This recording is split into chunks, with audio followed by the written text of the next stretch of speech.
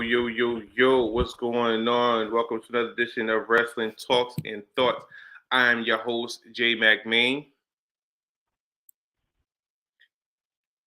And I'm your boy, the big bad hoochie daddy. What's the vibes, yo? And we are here with another episode live and direct in your living room, in your kitchen, in your bedroom, wherever you watch it in the car. We are here for you. All right, Tanisha said, hey, what up, cuz? All right, so back with another edition of Wrestling Talks and Thoughts. We definitely wanted to, come with y'all last week, but we had a lot of stuff going on. But we're not going to talk about the past. We're talking about the present and the future right now. So, that being said, why waste time? So let's kind of backtrack a little bit. Let's go back to SmackDown.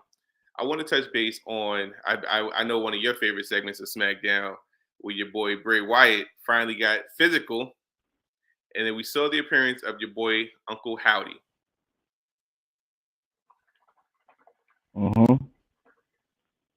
I was waiting for that.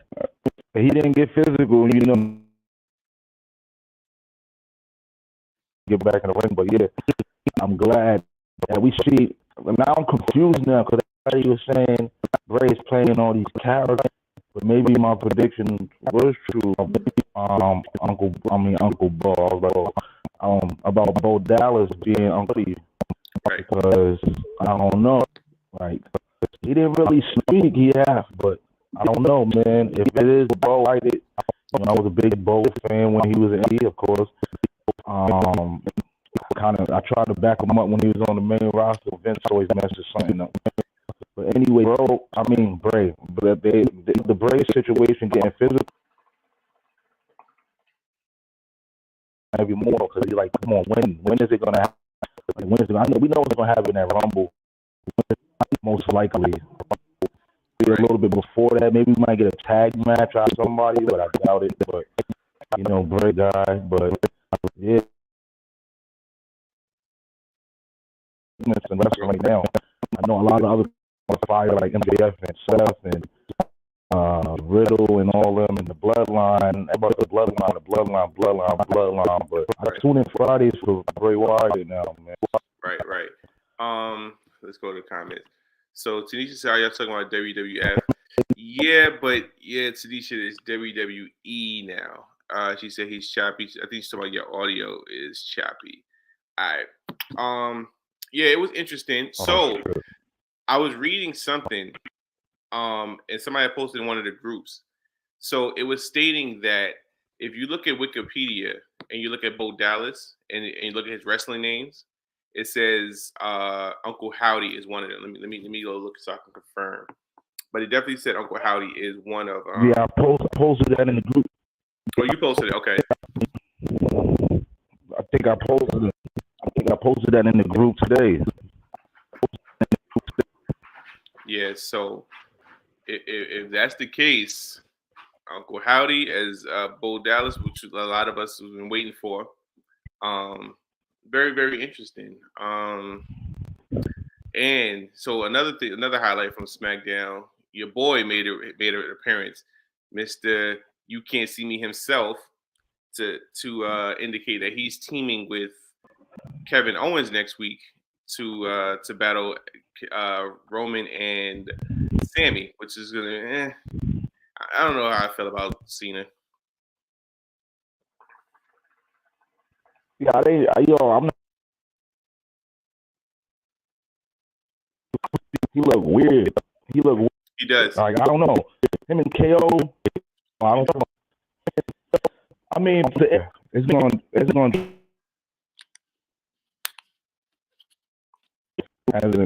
been a. He's seen. I think he lost to Roman, right? That was the last time I saw him. I'm not a big Cena fan, so I wasn't like people on Twitter was hyped for it. Like, it was hype for Cena, but I'm not that hyped for it. But I mean, they need,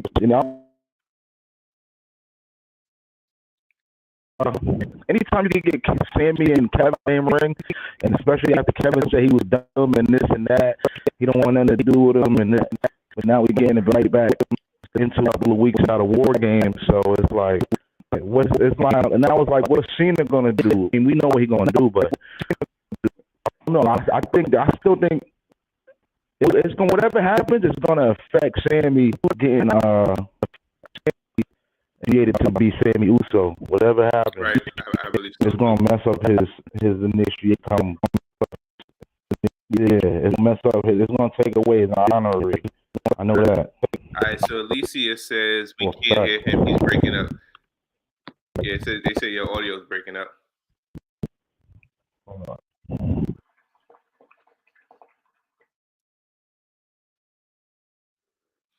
But yeah, yeah, I feel the same way. Like I feel that, you know what I'm saying, whatever happens is definitely going to I guess play a bigger part into you know, Sammy getting the honorary Us taken off of his name, you know, the honorary part, you know what I'm saying? He can be an official Uso.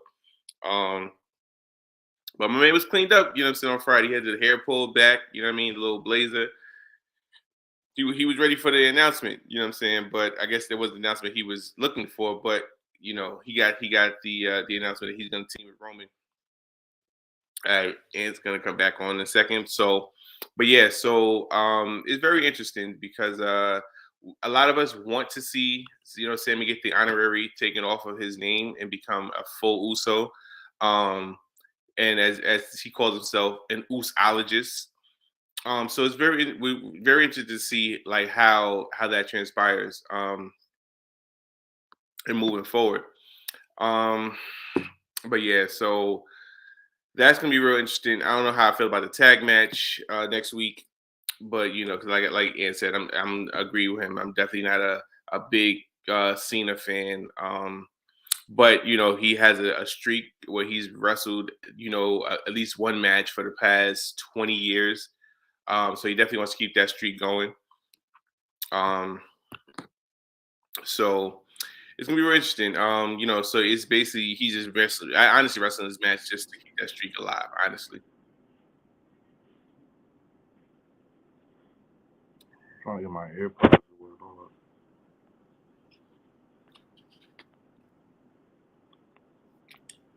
But yeah, now I was saying, like, you know what I'm saying, I feel like Cena's match is basically him continuing his streak, you know what I'm saying, of I guess wrestling at least one match, you know, for WWE, you know, for 20, you know what I'm saying, for 20 years straight. So he don't want to break that streak, which I get, you know what I'm saying, it makes sense. Um, but yeah, I'm trying to see what else happened on SmackDown that was like relevant at any. Oh, the Ricochet and Gunter match. Yeah, that match was fire, yo. Yeah, that match was way better than I thought it was gonna be. I'm not gonna front like the last two matches Gunther had, you know what I'm saying, with Ricochet and the prior to that with Ray, it's been pretty good, you know what I'm saying? Like I'm shocked, you know, like but even though I don't like Gunther, like I need Walter, I need the overweight, you know what I'm saying, Gunther, not this chiseled, you know what I'm saying. I mean, I need the overweight Walter. I don't need this chiseled Gunther because the moves don't look as impactful as they did when, you know what I'm saying, Walter was chopping you, you know what I'm saying, and it just made, you know, it just had the visual look a whole lot more better. That's you know what I mean? I think because he came to the main roster, I think all his shit's been bangers though. I'm not gonna lie. I'm a big fan of him though, so I like him with the weight loss though, because he moves. I think he moves better. I know the moves don't look more like how they used to look. Like his chops, they still there though. Like his chops is still, they still there. Like it's still there. But I understand what you're saying though. But I think he looked good with the weight loss though. You know, when you lose weight like that, you know, you're not. Some people not gifted like LeBron to keep all that strength when they lose weight. You know what I'm saying? Right, which is true, which is very, very true. LeBron is just a damn machine. So you know what I'm saying? People lose weight, they and like I said, everybody not gifted like him. But I don't know, Gunther. He been putting on mad bangers, yo. The Sheamus match, the Ricochet, the Rey Mysterio, who else? Ricochet, Rey Mysterio, and damn, who am I missing? I think that was it. Yeah, Sheamus, Ricochet.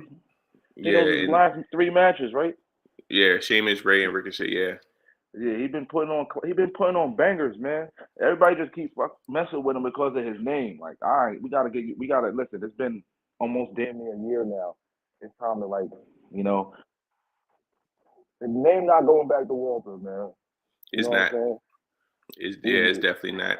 Everybody thought when LA Knight got his name back, they're like, oh, maybe Gunther gonna get his back. Nah, you know, Yeah, only they're going somewhere with it. right. Only person I wish get his name back is Butch. You know what I'm saying? But I think Triple H is gonna kind of leave that how it is also. Yeah, I wish kind of wish. I think he's slowly coming back to being Pete Dunne because he's not acting like that little snotty little kid no more. Right. They was always holding him back. Oh, you can't, he's not acting like that little kid gimmick or whatever it was. He can't control himself. He always wants to fight. So I mean, he still Right. got it, but he's not acting like how he was when he first came to the main roster. You know Right. what I'm saying? So you see a little bits and parts of a little Pete Dunne in him. So Right. Definitely agree. What else? What else happened on SmackDown? I think that was the important parts. So no, this surprise attack. I kind of wish it was somebody else, somebody different who attacked Tegan Knox.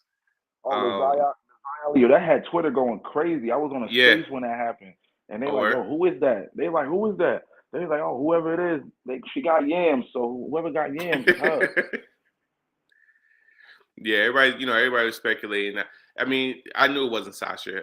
I heard that. I knew, and because the fact that she hit her with like the little step up kick was, you know what I'm saying? I was like, I said, yeah, she has to be like either Asian or somebody. Like I could have seen it being Sonya Deville. I could have seen that. You know what I'm saying? Because so I could see Sonya Deville pulling a move like that, but Sasha wouldn't to pull a move like that. Naomi either. You know what I'm saying? So I didn't know who it was. I was hoping they didn't drag it out like they normally do, but I was hoping that it would be somebody returning.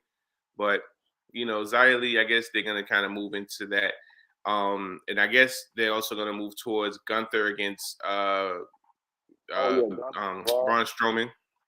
Yeah, they probably gonna for Rumble, right? Or the first episode of SmackDown next year. Yeah, which is true.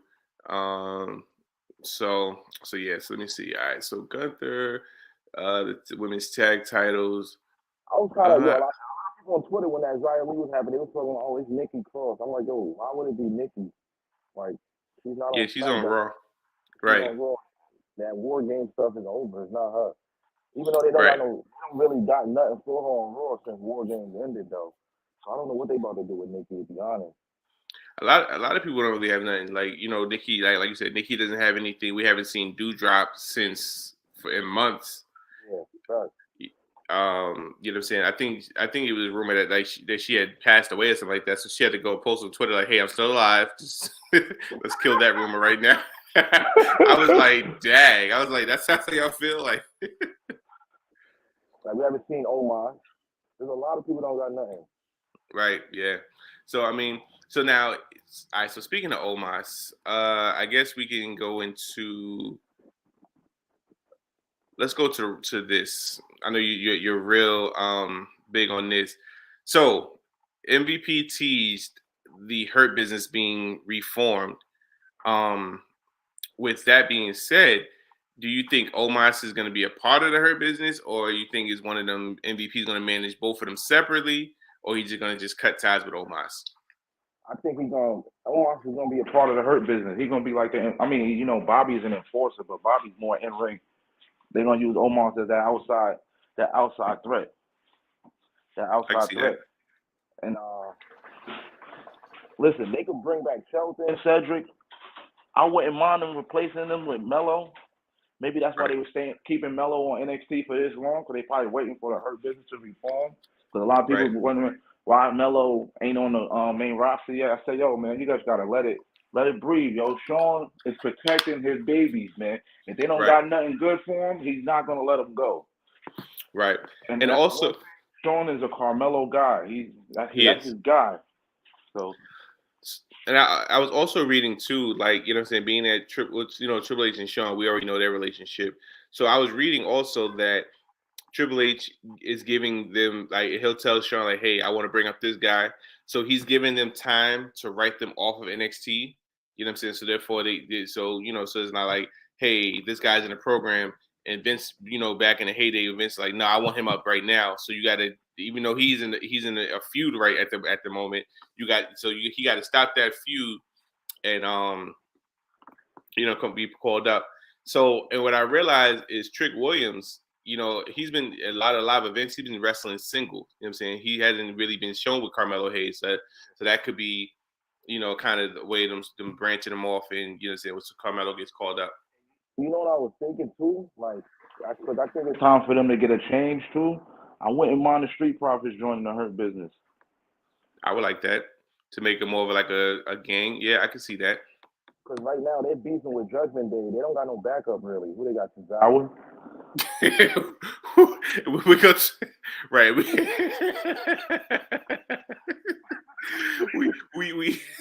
We definitely gonna talk about. Matter of fact, let's talk about the Raw review. So speaking of Tozawa, how now he had a decent match with Rhea. It was very interesting. Like hit it with the Hurricane. I'm like, oh, snap! But then when he went for the senton side rope, I'm like, oh, it's over. Because I like the Street Profits. They're beefing with the Hurt Business right now. I mean, they're beefing with Judgment Day. My fault. They beefing with Judgment Day, so I could see like MVP coming in, like, yo, listen, y'all look like y'all need some help. Like, I could fix. I got pull around here. You know what I'm saying? I could work things out and help you with this Judgment Day problem. It's just I'm just gonna need one thing. I'm just gonna need a favor from y'all. You know what I'm saying? That don't mean they gotta turn heel. They don't gotta turn. They can still. The crowd still gonna love it. I think the crowd gonna love it more.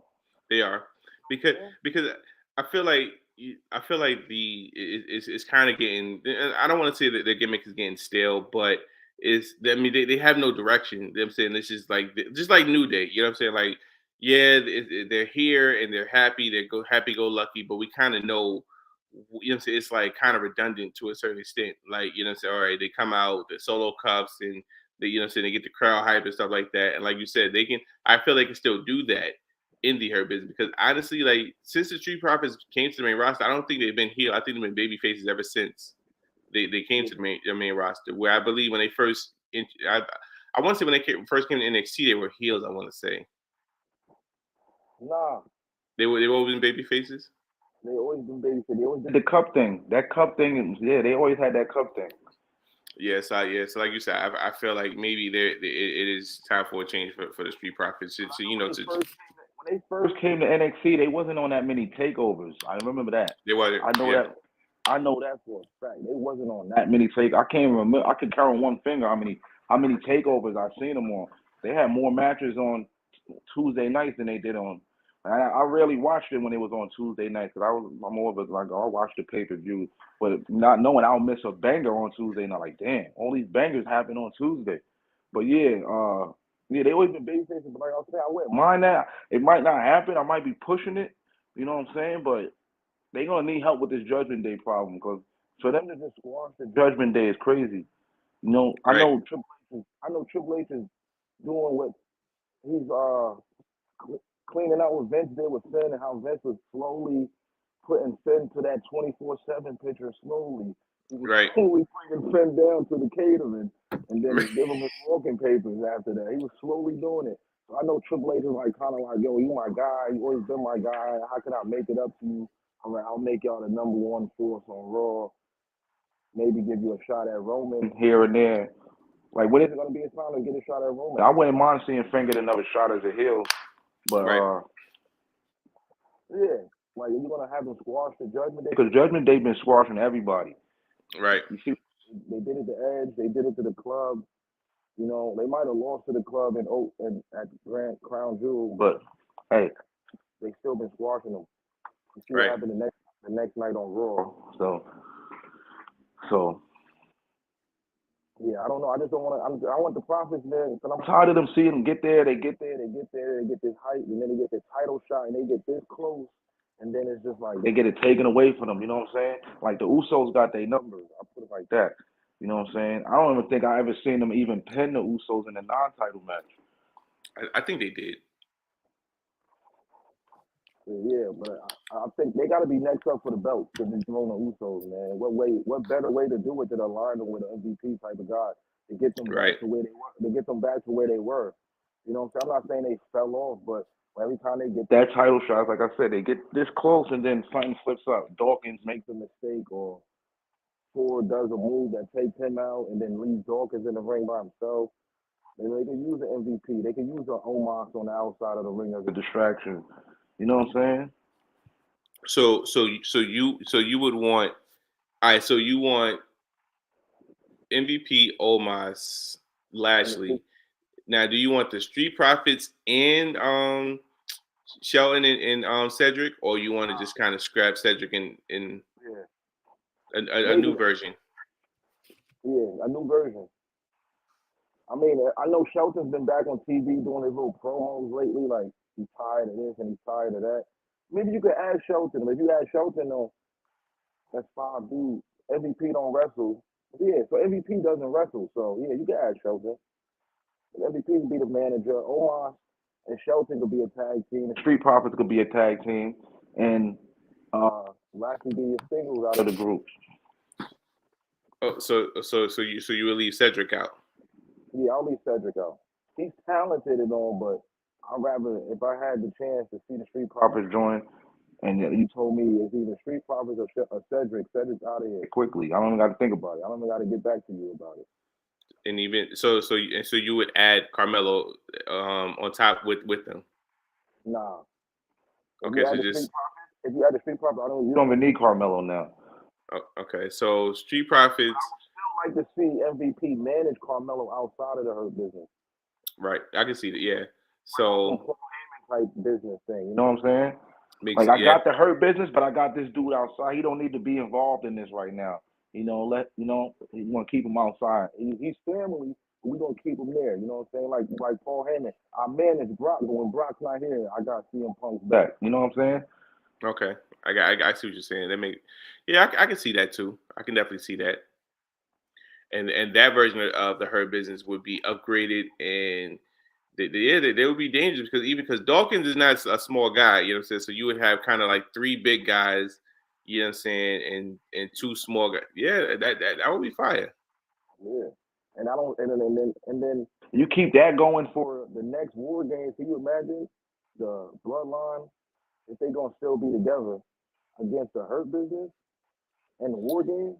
Yeah, that would be. Yeah. I honestly, I don't see either faction being together that long. You know what I'm saying? Sammy's out of there. I know Sammy's out of there. And yeah, definitely. Solo out of there. Yeah, especially by next November. Yeah, I definitely don't see them in there that long either. Roman might be on vacation by then anyway. Yeah, I'm sure he will be.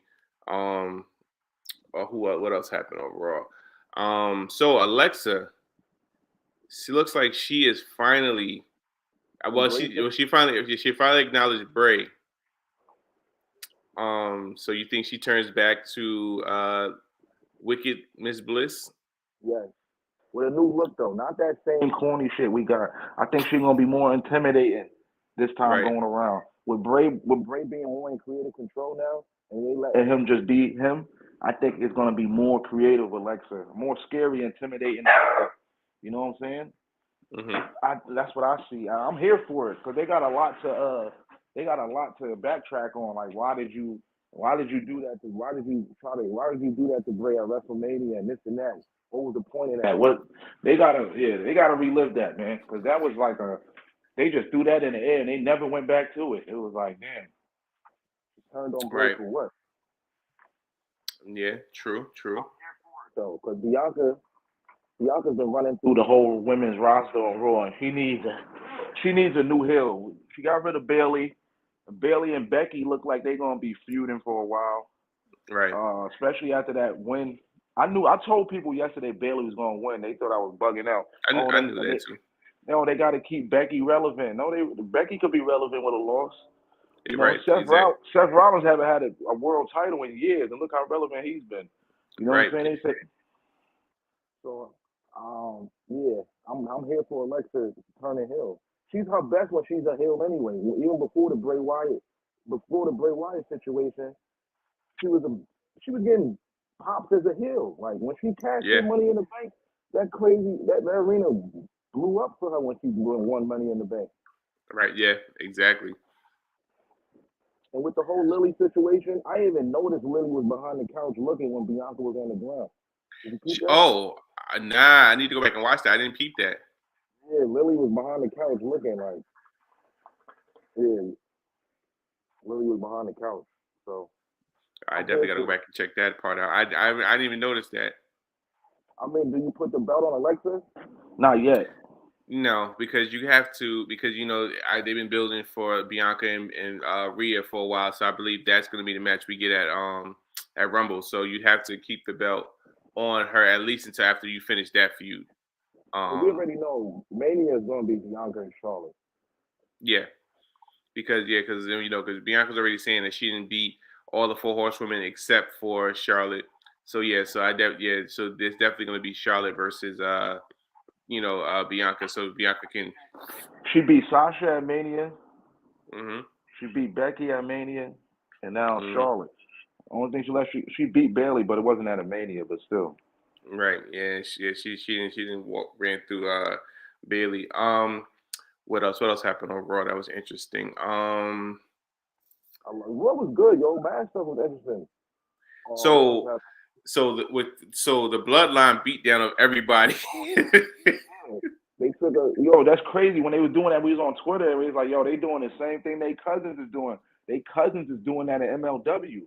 The same thing they did last night. They cousins over there, Jacob and them, but they got a Samoan dynasty. I forgot what it's called. But yeah, they over there, they did the same thing too. But yeah, the bloodline was going through everybody. I like how they backtracked to Seth speaking on it too. He spoke about Roman. And it's getting good, yo. The bloodline, it was funny last night what they did. It was funny what they did. And we got good matches out of it. We got Sammy and AJ, and then we got the KO and Seth against the Usos. You know what I'm saying? So did it give you NWO vibes? Nah, it was too comedy. It was too comedy. It was too. Yeah, it was real comical. You're right. With the NWO, they wasn't laughing when they was back there holding phones and taking selfies. Now it was none. It wasn't no selfies back then. You know what I'm saying? I'm sure they would have had phones back then that could take selfies. I'm sure Kevin Nash and Scott Hall would have been doing stuff like that. It was more camcorder. 6 holding the camera. But yeah, it wasn't. They didn't give me NWO vibes. I got maybe a DX vibe when they was with Billy Gunn and Road Dogg with No Shawn. When they first got together, and they used to do pranks not pranks, but they used to jump DOA and Nation in the backstage and stuff like that. I got that type of vibe from it. But not NWO. Nothing would come close to that. Right. Yeah, I agree. Let's see what else we had. Bronson Reed came back last night. Right. I was gonna say that. So, what do you feel about so the Miz yet again gets somebody, either a bodyguard or somebody paired with him. First it was Morrison, then it became Ciampa. Now it's Bronson Reed again. Like, listen, I was here. I like what Bronson was doing when he was in Black and Gold, but ever since he left, like the stuff he's been doing in Japan, besides Impact, he was doing all right at Impact. I don't know what happened with that, but the stuff he was doing in Japan and everything else, he's been like mediocre. But I knew he was coming back. At first, I was hyped for it, and then when I was listening to what everybody was saying on Twitter and explaining to me, and I had to think about it, he was doing his thing when he's in Black and Gold, when he was North American champion and this and that. And then when he left, we didn't really hear nothing from him until he went. He did the Impact run. It was good. It was solid. And then it was him putting him with the Miz is he don't need to be put with the. If you're gonna do that, you might as well send him back to NXT and have him work his way back up. You're gonna put him with the Miz to be a flunky, right? I agree, and see, I know it's gonna be an unpopular decision, but I wasn't a huge fan of Bronson Reed in NXT. I mean, he was okay. He had good matches, but I wasn't a huge fan. Oh, this is the guy, or Bronson Reed's about to wrestle. I need to check this out. I was never like that. You know what I'm saying? I mean, if I'm watching it, he has a match. I'm like, all right, I'm gonna watch it. But I was never like, oh, like, yeah, Bronson Reed, or I would never brag about, yo, Bronson Reed's that dude. Like, I need to check him out. Never been on that way when it came to Bronson. I don't know why. He just didn't resonate with me like that. And not saying he wasn't good, because a lot of people just didn't resonate with me also. So, so this is not just him. Yeah, like playing him with the Miz, I'm like, come on, what we doing here? So I guess I'm like, all right. So I guess when Ciampa comes back, I guess we're getting DIY again. That's what it's gonna look like to me. Because what you gonna do with Ciampa now? Yeah, you can put Ciampa with Gargano and Lumis. I can see that. I mean, obviously, at some point it's gonna be a tag match with Reed and Reed and Miz versus Gargano and Lumis. That might be that. It's not gonna be next week. Probably like it's the first Raw of 2023. Because I think next week is just a year in review show.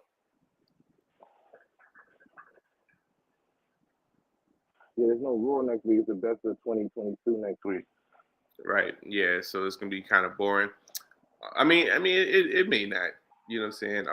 But like I said, but it is. I feel it kind of gives them that day off because as we know, that Tuesday, they're gonna be here in Atlanta, for that show, for that Super Show. Where in that? Oh, the day after Christmas. That's not Monday's the day after Christmas, right? Yeah, Monday. Yeah, so it's gonna be it's gonna be that Tuesday, the 27th. Yeah, so yeah. But I don't remember them ever doing a best of 2022 show right the day after Christmas. Usually they have a Raw after Christmas. Right. Yeah, exactly. But I feel like since that's the last. So I'm and the crazy part about it, if now I'm thinking, looking back on it, that was the last Raw of the year. You know what I'm saying? Because again, like you said, it's the best of next week. So that's why a lot of stuff happened like that with the KO and Seth against the Usos. Because nobody knew that was going to happen, because that would have been all over Twitter. Because usually Twitter be getting the whole match card. I don't know how they be getting match cards, and they be accurate. And I didn't even see that. Like, oh, it's going to be this and that tonight with Owens and this. I didn't see that. And I wasn't going to watch. And I'm like, yo, I'm not going to watch Raw tonight. The next week going to be better. And then when I seen that it ain't going to be no Raw next week, I said, oh, whoa. And then I heard about what was going on with the Profits and Judgment and Tozawa and Rhea. I'm like, let me tune in and see what else is going to happen tonight. Right. Yeah.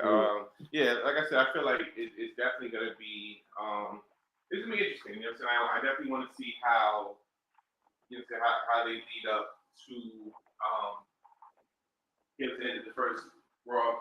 Now, what I did like, honestly, and you know what, like Theory, like him and Seth promo, I don't know, like I feel like.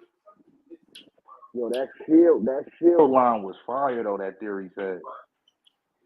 What he said about Seth and the Shield. I forgot exactly what he said, but he mentioned the Shield though. Yeah, he said. Yeah, he was like, yeah. He said, Seth, you're mad that you're not. He said you're mad that you're the third best member of the Shield. Yeah. So that was kind of interesting and funny. I mean, like Theory, it is. Again, Sai's gonna hate me for this, but Theory's starting to come along, and see, I like how they're doing it because, and that's what I felt like was needed. Like it's not like he's being forced on us. You know what I'm saying? Let the fan or let him do certain things for us to notice. You know what I'm saying? And you know what I'm saying, like since he's not being forced on us, it's kind of looking decent. Like, all right, you know what? Theory's all right. So let us decide if we like him or not. You know what I'm saying? Instead of, you know what I'm saying, him being. They give me heat on Twitter for liking him. They start bringing up his personal his little court case he had with the minor and this and that. Yeah, see, I don't like when you bring up people's personal opinion. I mean, personal life into like a category. Like, you know what I'm saying? Like, side note. So I watched this video. It's from I'm not even gonna mention the YouTube's channel, but So they had like the top 10 singers who can actually dance, and so they had the top 10. Top 10 was all messed up. So I believe number 10 was who was number 10? I want to say number 10 was, I forgot number 10, but number 9 was Ricky Martin. Number 8 was Jason Derulo. Number 10 was Jason Derulo. Number 10 was Jason Derulo. Number 9 was Ricky Martin. 8 was Justin Bieber. Number 7 was Justin Timberlake. Number 5 was Bruno Mars. Number 5 was Chris Brown. There is no way you're sitting here telling me that Chris Brown is number 5 singer that can dance. Then so Usher was there. So number 4 was Elvis. Number 3 was James Brown. Number 2 was Usher, and number 1 was Michael Jackson. So there's no way in the world you're saying telling me that Elvis was a better dancer than Chris Brown. So somebody was saying, so I was having a conversation with somebody, and they were saying, well, maybe it's because, Chris Brown, the whole stuff with Rihanna, and I'm like, yeah, but you can't base him being a performer, and an actual dancer based off his personal life. You know what I'm saying? Like, if you're gonna do that, if you're gonna say, he's the best dancer, then you look at his performance wise. Don't look at anything else outside of that. Yeah. I understand what you're saying. Yeah, but I was saying, I get heat for that. They're like, oh, how could you support? So I'm like, yo, Ryan didn't know none of that stuff. And how do we know what happened? Like, who's the lawyer in this situation here? Like, I didn't know you could be a lawyer on Twitter, but I'm like, all right, Twitter lawyers, man. Yeah, exactly. I like Theory, bro. I can't help it. Yeah, Theory's cool. Like I said, when he was with the whole, I liked it when he was corny. I liked it when he was corny. Well, not when he was with Seth though. When they was moving him around in the beginning, I'm like, when they brought him to the main roster, I'm like, I don't know about this kid. They should have left him on NXT. I kept saying it. But this last time they brought him up, and all that stuff, even though when he won Money in the Bank, I liked it. And then I was like, it's too soon now. Vince is forcing him on me now. He's forcing him on me. But now this new with the beard growing in, the little tough guy coming out the jacket, no undershirt, looking like Rocky with the green jacket on, looking like Rambo. I mean, I'm like, all right, and he's not sagging down in his promos. You know what I'm saying? And he don't need nobody. He don't need no faction. Right. Yeah, I agree. He don't need no mouthpiece. He don't need nothing. He can do it all. Right. I mean, like I said, like you said, his promo was dope last night. But I feel like everybody was more so behind Seth because Seth was doing more yelling. You know what I'm saying? He was more passionate with it. So I think that's why, you know what I'm saying, fans were like, you know what I'm saying, Seth. But, you know what I'm saying, but if you take away Seth for yelling and being real passionate and emotional, like Theory was real cool, calm and collected. Like, yeah, let me tell you one thing. You know what I'm saying? You just mad because you can't get to the top of the mountain anymore. And like he was just throwing shots. And I'm like, yo, Theory is really holding his own. You know what I'm saying? Like now, if Theory would have had that same promo 6 months ago, we would have been like, yo, shut up. You know what I'm saying? But yeah. You know what I'm saying? Now, like what I did like, he kind of threw a shot, but it was kind of cheesy. He was like, yeah, they always give you the ball, but you always fumble like your Bears. And I'm like, okay. But we could have said was, yeah, everybody talk. And see, this is where I wish that I could speak in a promo for Theory, because there's 2 instances where his comeback would have been crazy. You know what I'm saying? So the first time when he said, you know what I'm saying, when him and Roman was in the ring, and Roman was like, yeah, your daddy's not here no more. You know what I'm saying? Theory could have easily came back and was like, well, you're just mad because he was your daddy first and he abandoned you, or you know what I'm saying, or you know what I'm saying, you live up to the bill. Like something like that would have been fire. Like that would have that would have turned everything the Roman like that the fans would have been like, oh shoot, like that's true. And he could have said the same thing about Seth. He was like, yeah, so you talk about, my dad's not here, but last time I checked, your dad's in charge now. So you know what I'm saying, something like that, and they'd have been like, oh shoot, you know what I'm saying. So that's why I wish like I could have been in their body and did that promo for them. That, that could have turned a lot of things around. Now I don't know in their promos where they're not supposed to kind of like go deep or try to make the fans turn, but you know what I'm saying. Hey, listen, if it's promo, I'm throwing shots. You know what I'm saying? I'm throwing haymakers. Yeah. Yeah, like I'm saying, bro, it was a good show. Every match was good, yo. I was surprised. Yeah, Every match was good. Every match was good. Every match. It was because even because like I said, because so you had Judgment Day first. That was a decent match, and then the Arias match was after that. And then like I said, the OC was just Judgment the Bloodline was just attacking everybody. And the Usologist.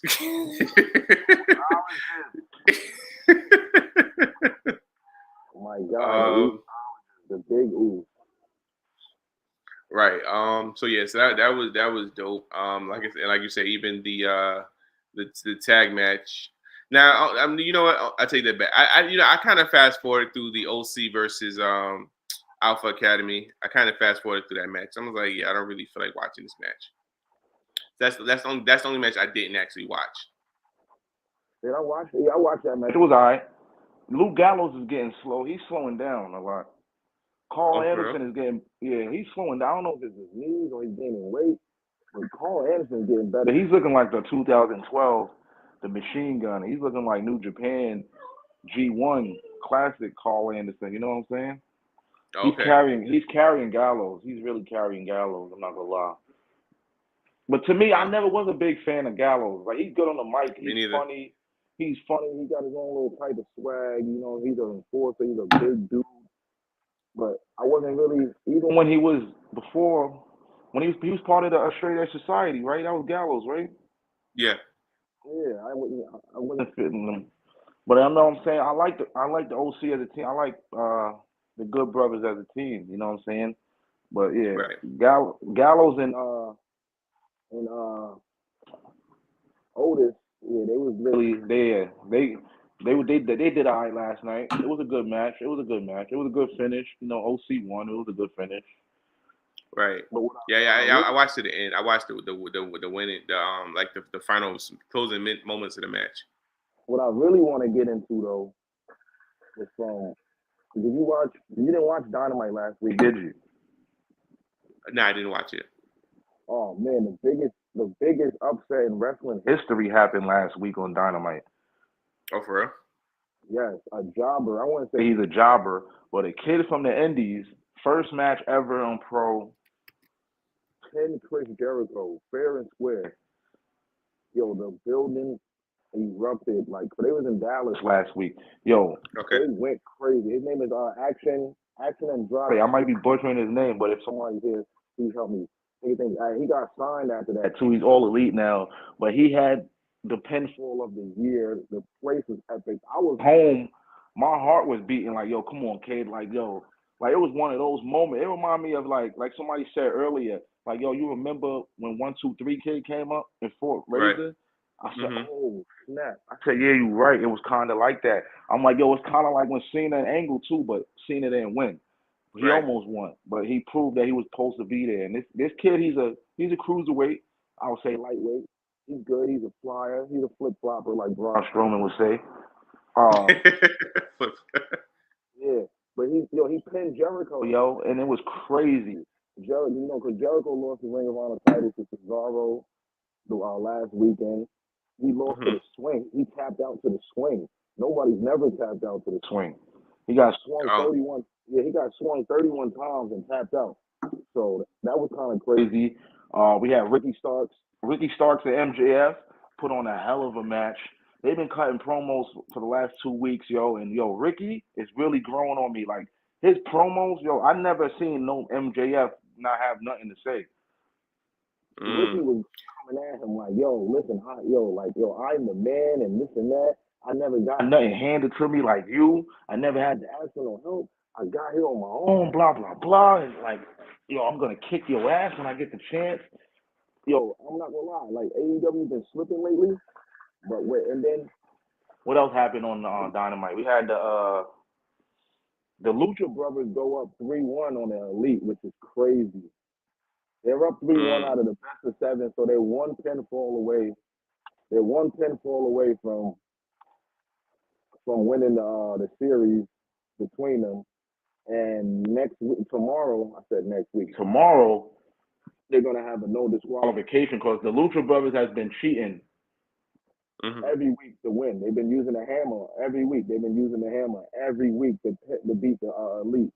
So now, like, Kenny's like, yo, listen, I'm tired of this. Like, y'all gonna stop hitting me with them hammers, yo. Like, next week, everything goes. Hammers, tables, ladders, I don't care what it is. So it looks like the Elite about to have a LeBron moment from 2016 and probably win 3 straight. Yeah.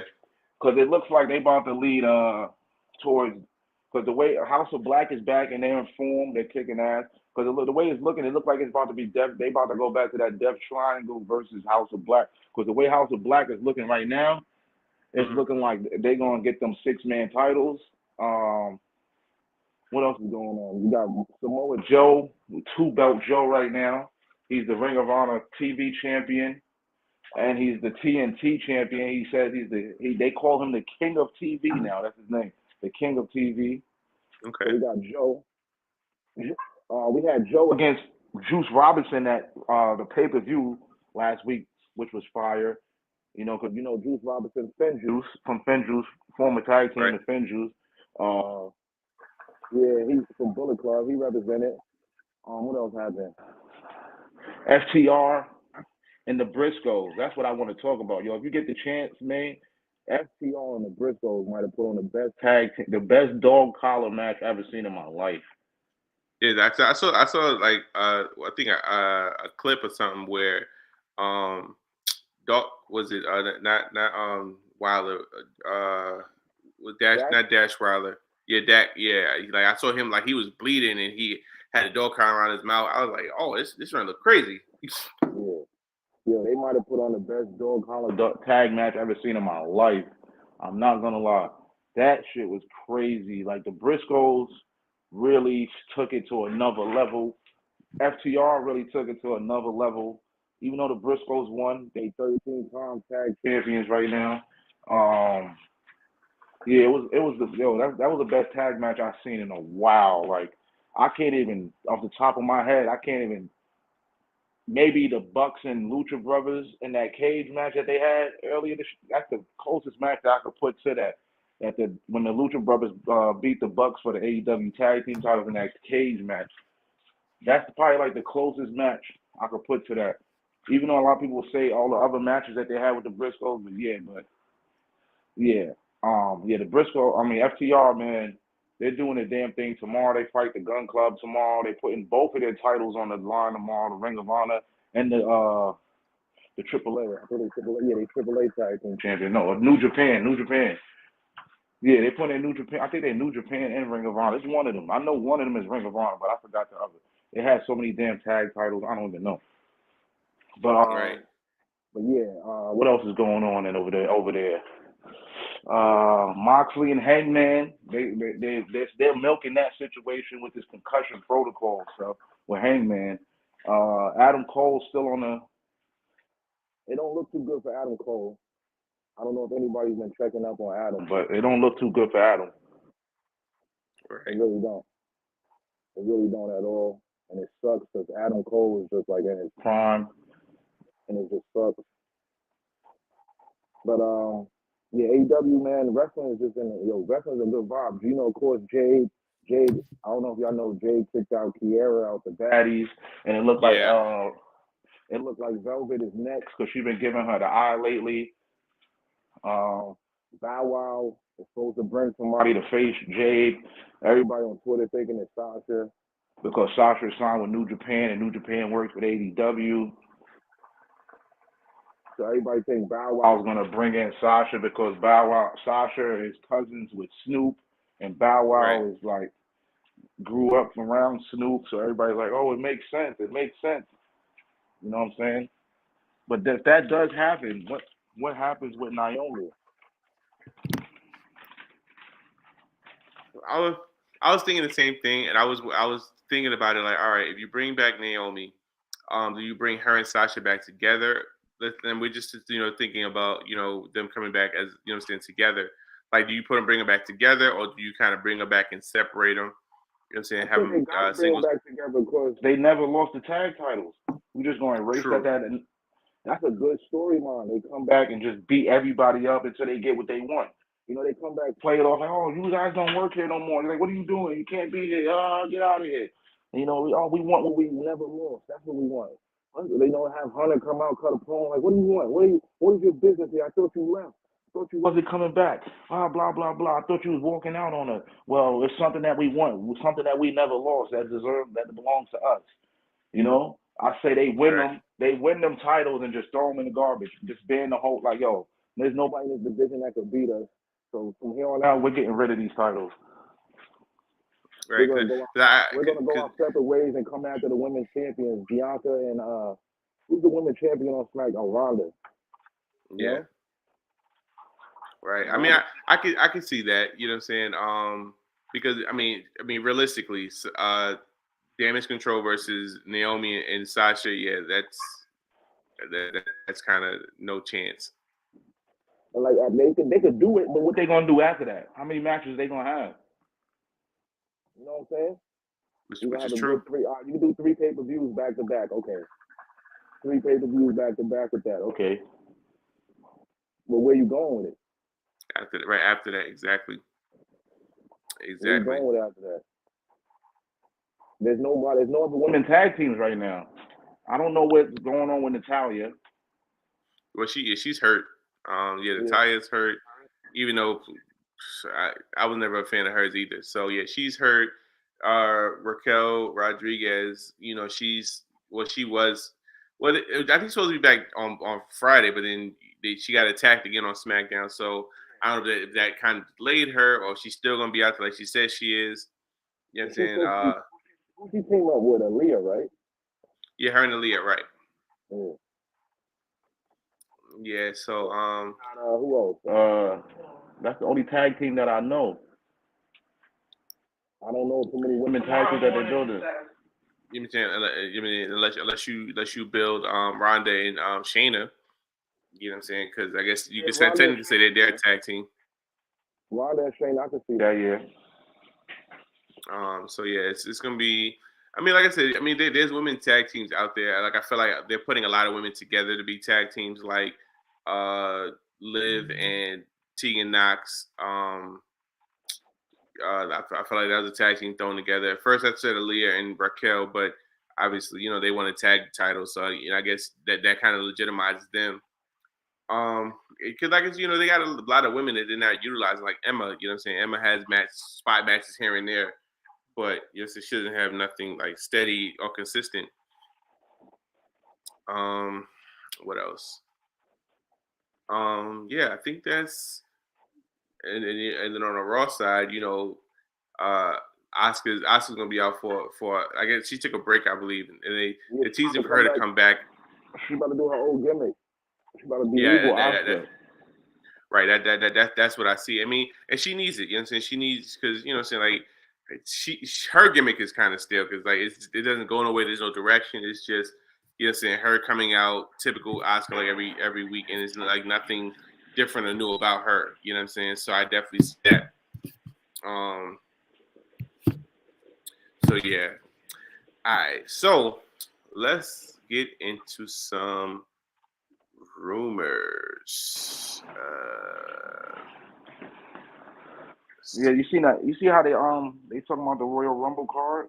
They released it. Supposedly that's gonna be the Royal Rumble card. We're gonna have Edge and Demon Balor in the steel cage match. Yeah, I saw that.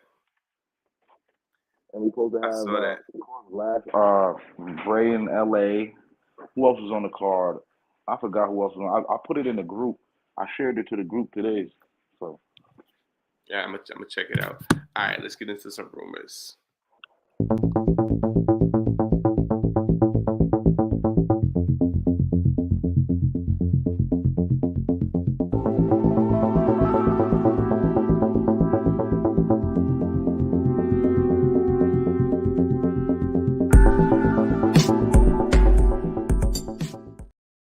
All right, so the first rumor I want to talk about. So, being that they had this intergender match with Rhea and Tozawa last night, Xavier Woods went to Twitter and he reposted a video where he said he wants to fight Mia Yim in an intergender match. yeah, since they doing intergender, you might as well give a Shelter and Mia, man. They've been beefing for the longest. Right. That's the match you want to see. Not we don't care about Xavier and Mia. I definitely want to see Shelton and Mia. That will be hilarious. You know what I'm saying? Like and being that they're like best friends like that the chemistry will be insane for that match. I'm not gonna lie. But yeah, so that would be dope. Another rumor I was reading, so Twitter is going crazy because Eva Marie is teasing a WWE return, especially in the Royal Rumble, and nobody's happy about it. Nobody's happy. She's been teasing that return since Bray Wyatt, though. She was talking about, I could come back and join the Wyatt family and this and that. I'm like, no, you can't. No. Yeah, like we don't need you in the family. We good. Right. You know what I'm saying? Yeah, because like I said, we had you the first time. You didn't live up to the billing. They brought you back and you still didn't perform. So it was just like yeah, Eva, like wrestling is not you. Now you could be a valet. Now if you're gonna come back and be a manager and stuff like that, you know, saying it's maybe. But as far as you being in ring, yeah, I think it's pretty much a wrap for that. Yeah, it's a wrap for that, bro. Like I'm tired. I don't even want to see it. They better not even consider it. I don't want to see her in the Rumble. Be honest. Me neither. I really don't want to see her in the Rumble. All right. So another rumor I was looking at, FTR / The Revival. The rumor is that they're wrapping up their obligations right now, and they're scheduled to return to WWE after, I want to say after Rumble. I think that's when their contract ends sometime in January. Yeah, so I think that's I kind of see that's what's going on. And I was talking to Trav earlier, and because he was saying he heard a slew of AEW guys that's trying to go back to WWE. And I told Trav earlier, I said, I kind of see that because of the change in culture and the atmosphere is different. You know what I'm saying? A lot of them was like, all right, under Vince, you know what I'm saying, Vince is going to push who he wants. And, you know what I'm saying, if you're not a Vince guy, you're just going to be buried, or you're going to just, be on the main roster not doing anything. But, with Triple H, in charge, where he's more of a wrestling fan, so he's going to do as, not cliche, but what's best for business. And, a lot of wrestlers will get that more of a shine and, have more of a legit shot with Triple H in charge. So I can definitely see, like, I know a lot of them, some of them probably don't hate that they signed that long-term deal with AEW, but, at the same time, they didn't know what the atmosphere was, and they just wanted to secure their future, which makes perfect sense. I completely agree with them doing it, but I kind of do feel that if Triple H had his way and a lot of AEW guys didn't sign long-term contracts, I can definitely see Samoa Joe, him bringing back Samoa Joe a long time ago. I can definitely see him bringing back Kyle O'Reilly, Adam Cole, Keith Lee, even Swerve to a certain extent, Aleister Black or Malachi Black. You know what I'm saying? I can see a lot of them. You know what I'm saying? Triple H would have definitely brought them back if they were available. But a lot of them not going to be available for another 2-3 years. So some even longer than that. Right.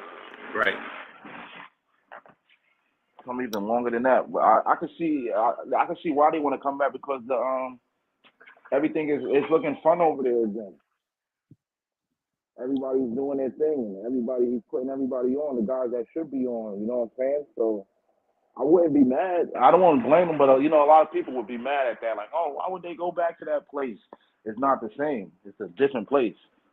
It's a different place now. It's a different environment backstage and all this stuff. Like, I don't know how it was before, but you can just tell by certain people, like, everybody, what people are saying, like certain wrestlers in the interviews, they're saying, even Michael Cole said it when he was on Pat McAfee show. He said, yo, it's like, it's a different era, man. It's like wrestling. They're wrestling again. You know what I'm saying? Like, they're putting the guys in the ring that's going to put on a good show. They're not putting you in there because you got the look and this and that, and they're putting guys together that could really do stuff. You know what I'm saying? Like, look at Seth right now. Like I said earlier, Seth is the hottest thing, and probably the hottest thing in wrestling outside of Sammy and the Bloodline. And you know what I'm saying? I'm like, I was gonna say MJF, but MJF, since he's been world champion, he's really, I don't know.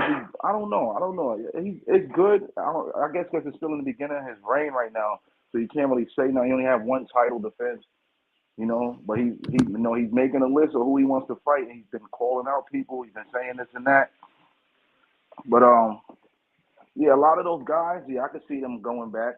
I could see them getting out of their contracts and going back. FTR thing, yeah, that's been going on a lot.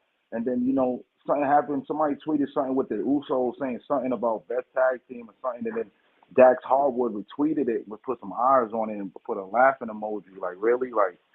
Best tag team, like, come on, y'all don't know who we are, like, you know what I'm saying? And I feel like they would have put together, they'd have put on some crazy matches, you know what I'm saying, outside of, but when they had the feud, when they both were there, it became too much comic relief, you know what I'm saying? So it wasn't really about, you know what I'm saying, wrestling, or it wasn't even about, you know what I'm saying, like, who's better or who could do what, like in ring ability. It was more so like, comical stuff, like, you know what I'm saying, Dax had the itching powder, and it was just it was like, yo, let them be serious, let them fight, let give us a great match, you know what I'm saying? But it kind of took away from the legitimate of it. But like I said, I do see them coming back and having a banger with the Usos. I can definitely see that. I can see them doing bangers with the Usos. I can see them doing bangers with OC, with Gallo, with the Good Brothers. I can see them doing, if the New Day come back, well, they are gonna come back. I can see them doing bangers with them. What other tag teams is over there? I can see them having a great match with the Street Profits. Street Profits, the Viking Raiders, Legado Fantasma. Oh yeah. I wish not Hit Row. Everybody kills me for Hit Row. Listen. This is not the Hit Row I thought that was coming back, people. Y'all got me on that one, all right? Y'all got me. Okay? I feel Hit Row's missing Swerve. I think if Swerve would have been there, it would have been different. You know what I'm saying? It would have been legitimized. But since Swerve's not there, it's like they don't have no true leader. You know what I'm saying? Nobody to like lead and follow. I mean, like lead and guide them. It's just like they're just add Carmelo. I'm like, nah. No. Melo he doesn't need to be part of that right now. Right, really exactly.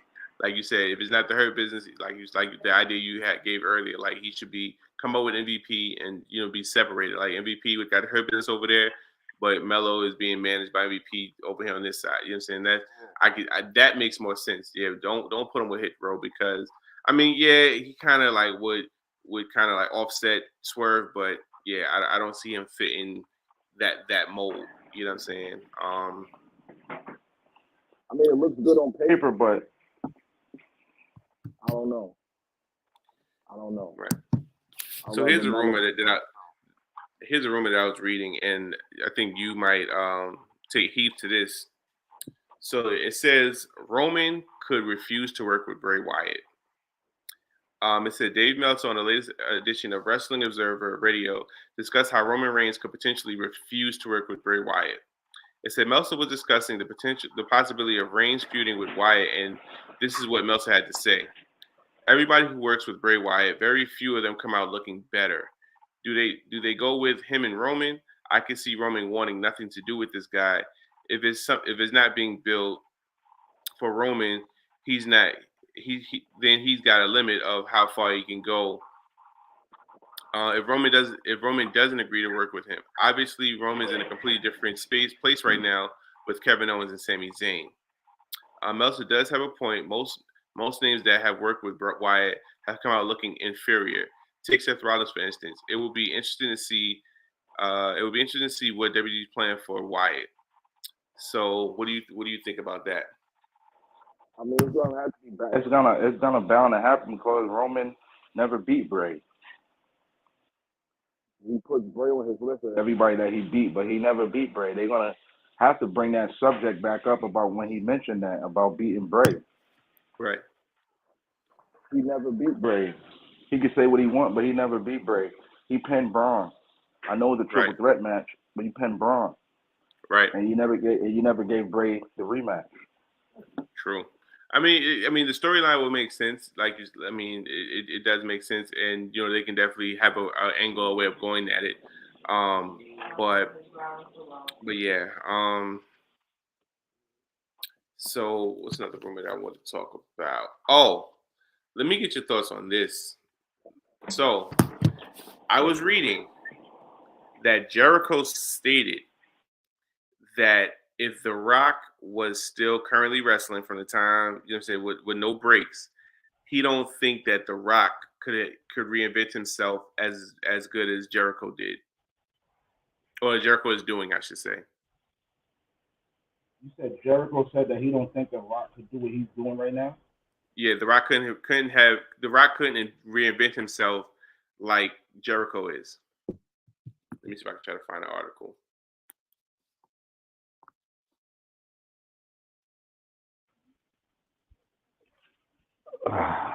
Yeah. The Rock can't do that because The Rock's been out the ring how many years now?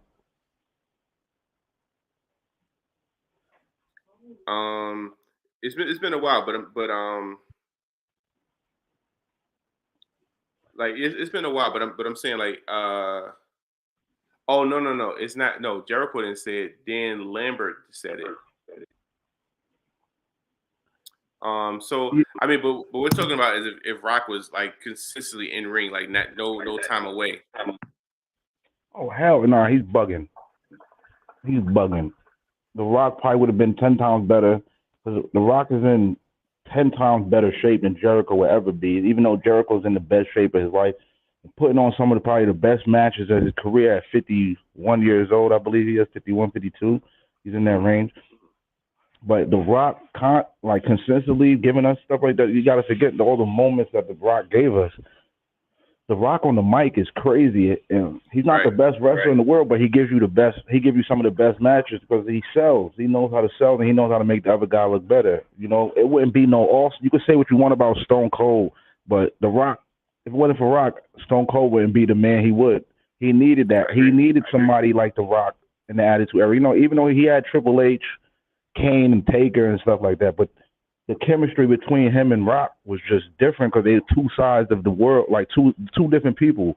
Rock is the classy, gold chain, silk shirt wearing, slacks and shoes, and you got Austin, the redneck, four-wheelers, pickup trucks. The Rock coming in Lincolns and limos and Rolexes and chains. You got Austin, jean shorts and boots.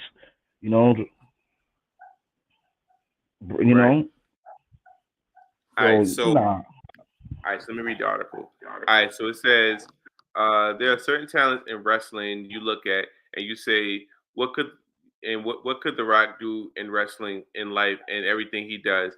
He's just so over, and he's just so charismatic. But when you look at his wrestling career, it was X years ago. Could he have kept coming up with things the way Jericho keeps coming up with things to say is amazing and getting even hotter? I'm assuming they can't. So Dan Lambert really believes that The Rock could not keep up and reinvent himself. Now I disagree with Lambert, like you said, what I'm saying. Rock was amazing on the mic. And even if we look at the transformation that he did, what I'm saying, from the Rock to the corporate champ to the people's champ. To a lot of people don't really remember, but the Hollywood Rock, like I feel like that was his best theme song, and I always wanted him to go back to that. You know what I'm saying? Like the If You Smell That, that's cool, but you know what I'm saying, with the Hollywood lights, and he, you know what I'm saying, you going over the buildings and on the Titantron, and you hit the It's Cooking, his music hit. Like I think that was one of his best theme songs, and I think that was one of his best gimmicks. You know what I'm saying? But I definitely do feel The Rock could actually definitely have reinvented himself, you know what I'm saying, numerous times over. You know what I'm saying, just like Jericho. Just like Jericho is. Like you say, he's in way better shape than Jericho. Yeah. So yeah, I definitely disagree. I definitely feel that The Rock could have definitely reinvented himself numerous times. Hell, Brock Lesnar, you know what I'm saying, reinvented himself. So if Rock can do it, you know what I'm saying, with no promo skills, you know what I'm saying, The Rock is that much better than Brock. Yeah. That's why I was like, nah, you can't do not The Rock. Like maybe somebody else, but not The Rock. The Rock could work with anybody, bro. Especially in this era. Like I could name a couple of dudes I could put The Rock with. You could put The Rock with Chef. You could put The Rock with KO. You could put The Rock with anybody right now. Right, and it's to a point where they don't even like they have no idea what The Rock's gonna say. It, like when he comes back and he, you know, and they just say, hey, listen, just don't do nothing crazy. You know what I'm saying? And The Rock has that status where even when he came out, and it's an old article, but Vince was livid because he came out and he would, you know, cut his promo like normal. Then he went inside, then he went outside and he acknowledged the guys that was dressed up as Hulk Hogan and Macho Man. And they said Vince hated it, but you can't say nothing because that's The Rock. You know what I'm saying? When he went to the crowd and did that, yeah, when he went to the crowd and then acknowledged those dudes in the crowd. Right, yeah. Vince hated it. Yeah. Honestly, if it was anybody else, they probably would have been fired or in catering. But you know what I'm saying? It's The Rock. You give him free. What can you say to him? You can't say, don't do that. You know what I'm saying? So yeah, like I said, The Rock definitely, you know what I'm saying, reinvents himself. I think he would have definitely easily reinvented himself. So yeah, Dan Lambert, I don't know what he's talking about at all.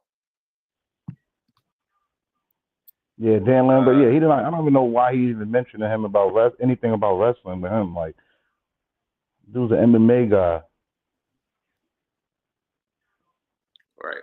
Let's see what else. What other articles that I've seen that. Okay, so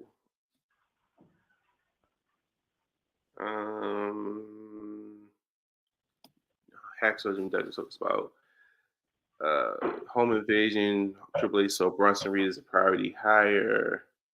You hear about Vince trying to come back, right? Yeah, I heard that. You know, it's funny. Like it's hard to imagine or think about life of WWE without Vince. You know what I'm saying? Even though as bad as we wanted Vince to step down and to you know, I feel like we didn't really want Vince to step down. We just wanted him to lighten up and like give the fall back. Like we still want him a part of the show and a part of the company and stuff like that. But just, you know what I'm saying, just be the owner, you know what I'm saying, and let other people take control of the inner workings, you know what I'm saying? Like, and I don't even want to say if you don't like something, step in, because a lot of things that, you know what I'm saying, Triple H is doing, Vince would like, no, that don't make sense, because he even Triple H even pitched, you know, having war games at you know, a couple of Survivor Series ago, and Vince was like, no, you know what I'm saying? So now, do I feel like war games was a little too long? Absolutely. So I think that they're looking at trying to what tweaks they can do to make it better moving forward. But I feel like this War Games was like, and I don't know if it was me. The NXT War Games didn't seem as long as the ones at Survivor Series. I don't know. Black and gold ones were like when they had Undisputed and everyone. Them matches were kind of long, but I like when they long like that though. Yeah, because I mean it makes sense. You know what I'm saying? Like, because you know it kind of gives you, you know what I'm saying, like the excitement factor, and you know, a lot of back and forth. But yeah, like I said, I don't remember them. Well, you know, I guess since they were so entertaining, it kind of didn't seem as long as it did. Because I know, like when I watched the women's War Games match, you know, I didn't notice it was that long, but then after the match was over, I looked at the time. I was like, it's 8:30. Hold on, wait a minute. No, it's 9:30. I'm like, wait, this match started at 8:00. It's 9:30. So you just went back to an hour and a half. Sheesh. Get us out. Because I was like, all right, because like what happened that night, I watched the women's match, and then I had AJ and Finn fought right after that, but I ended up falling asleep. But you know what I'm saying. So then when I woke up the next morning, I'm like, all right. So I skimmed through it. I'm like, wait a minute. This match was an hour and a half. Sheesh. You know what I'm saying? So I'm like, all right. So I only lasted through one match. So yeah, so it kind of took me two to 3 days to actually watch War Games, which is crazy. Because I think I finished it Monday morning or Monday afternoon before Raw. Yeah, but I know how you say it's hard to imagine WWE without Vince, but look how good it is without him right now.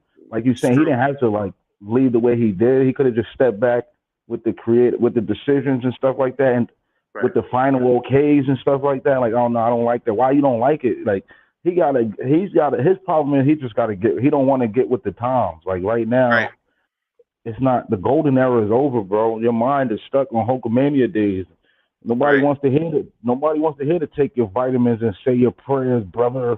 The 24-inch pythons, brother. Nobody wants to hear that no more. The era is over.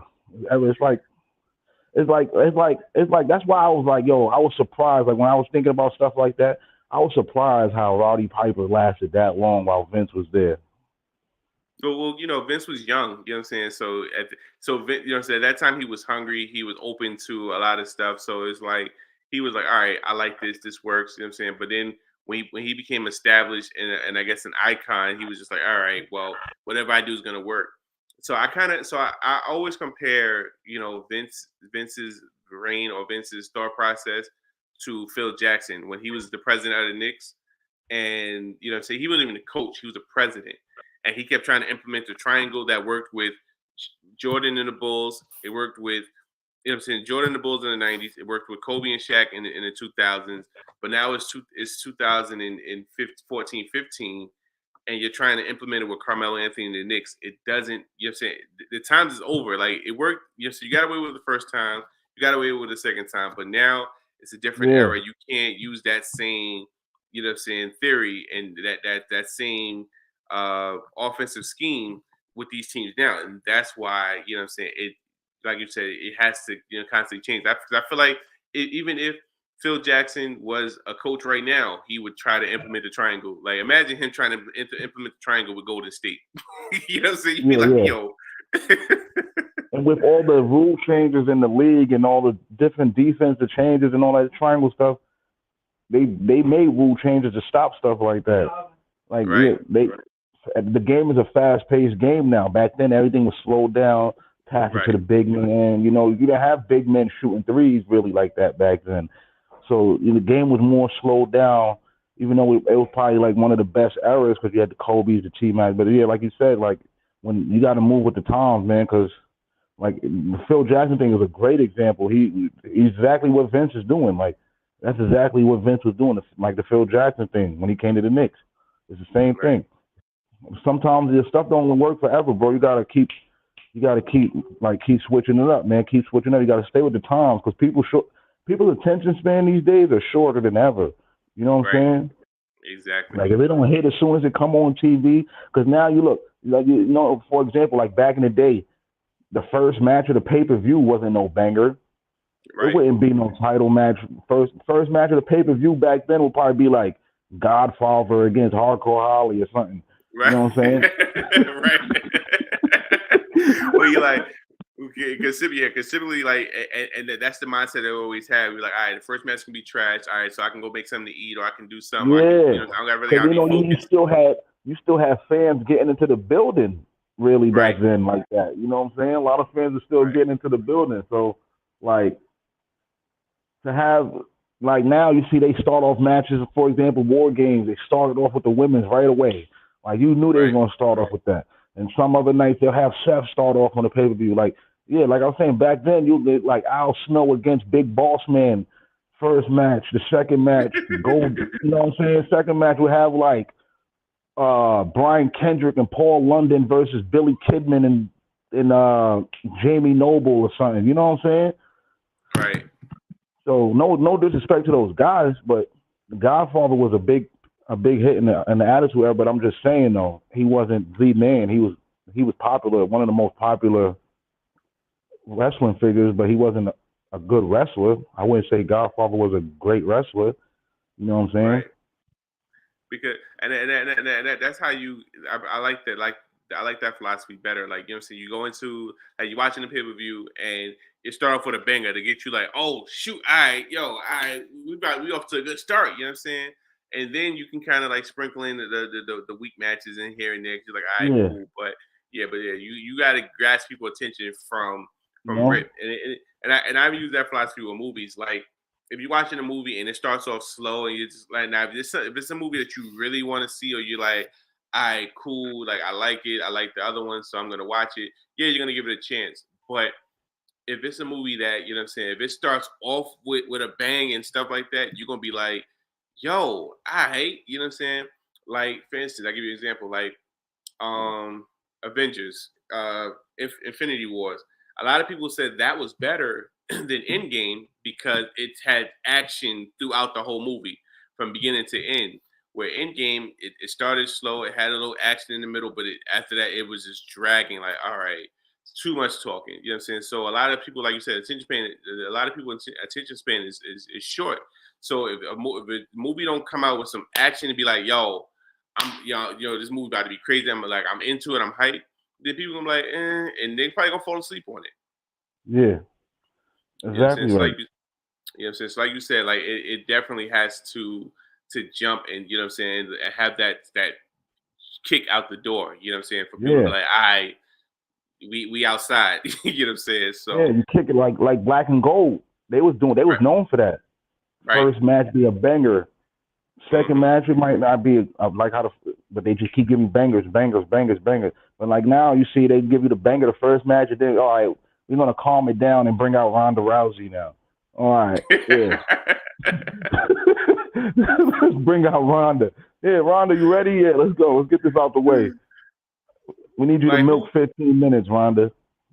Right, because I forgot it was a pay-per-view or something, but I was watching and I'm like, all right, and they had like, I think the first 2-3 matches was women's matches. I was like, dang, like I forget, was it War? No, it wasn't War. It wasn't Survivor Series. What, Extreme It might Rules? have been. Was it Extreme Rules? It was either Extreme Rules or no. I think it was it was either Extreme Rules or it was NXT Deadline. Stand and Deliver?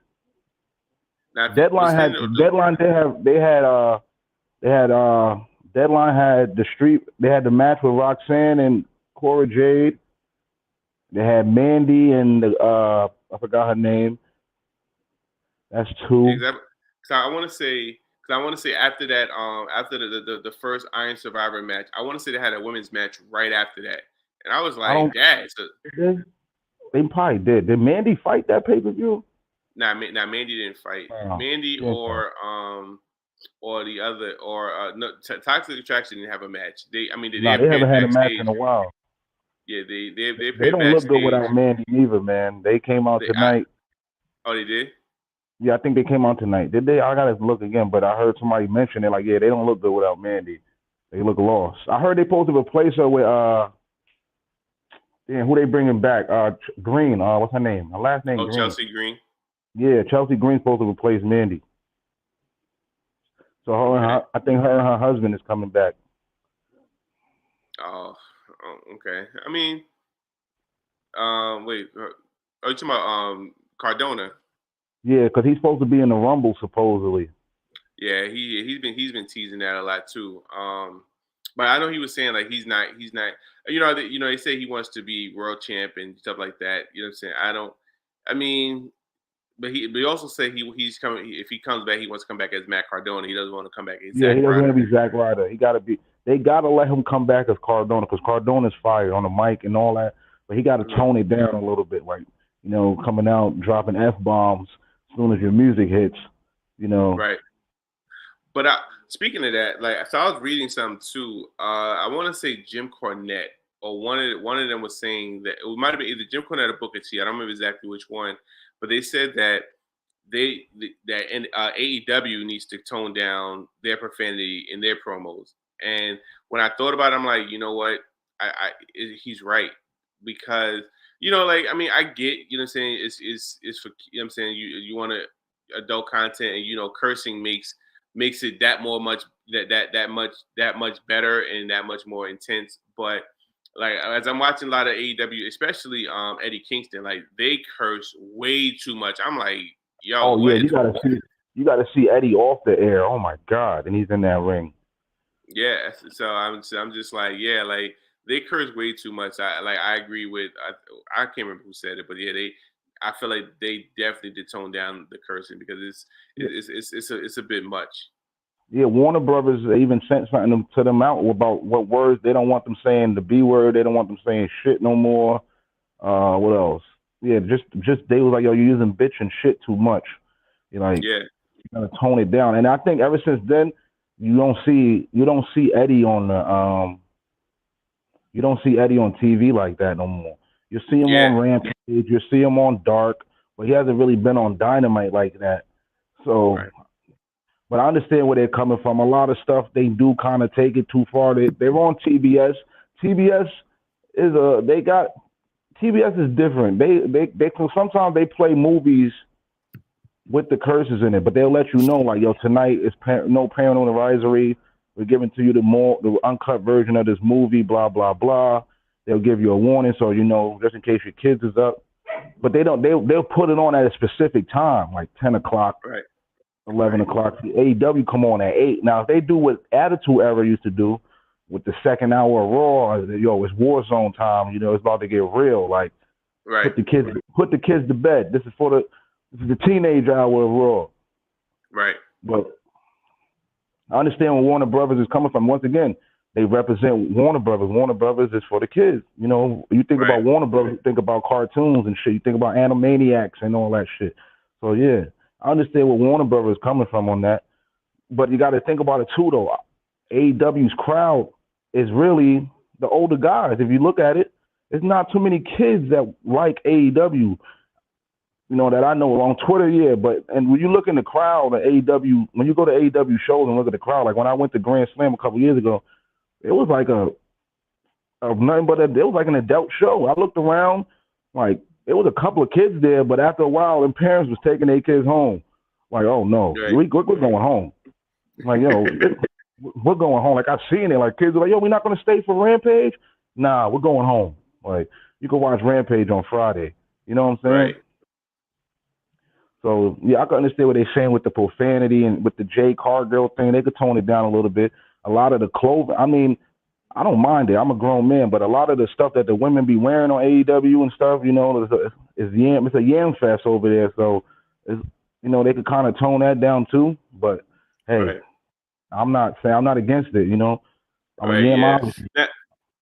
Right. As far as visual, like you said, as a grown man, as a guy, you know what I'm saying? Like, yeah, that, you know what I'm saying? The outfits, stuff like that, even like, I even take it back to the Jade Cargill money outfit. I was just like, my God. I thought she was naked.